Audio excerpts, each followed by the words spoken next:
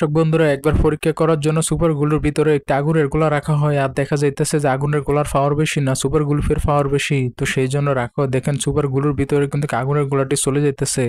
সুপারগুলো কিন্তু আটকাতে পারতেছে না, আগুনের গোলাটাকে একবার নিচু পর্যায়ে চলে গেছে, দেখতেছেন আপনারা। তো দেখা যাক যে সুপারগুলোকে আসলে আটকাতে পারে কিনা আগুনের গোলাটাকে। তো দেখা যাইতেছে যে আগুনের গোলাটা কিন্তু হার মেনে যায় যে অবস্থা।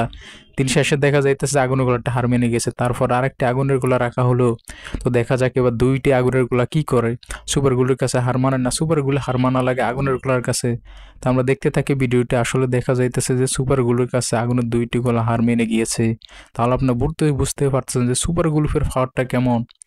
আসলে সুপার গ্লু যে কতটা শক্ত, কতটা মজবুত, আসলে এই ভিডিওটি না দেখলে আপনারা কখনো বুঝতে পারতেন না। তো দেখুন, এখন দেখাইতেছে আমাদেরকে আসলে ভিতরে এরা কি অবস্থাটা করছে সেটা আমাদেরকে দেখাইতেছে। আপনারা দেখতে থাকুন। তো দেখেন এক এক করে সবগুলো ঢেলে নিয়ে দেখছেন ভিতরের থেকে কি মিলে ধোঁয়া উঠতেছে। আর এই যে দেখতেছেন আপনারা, দিন শেষে কিন্তু কিছুই হয় না সুপার গ্লু।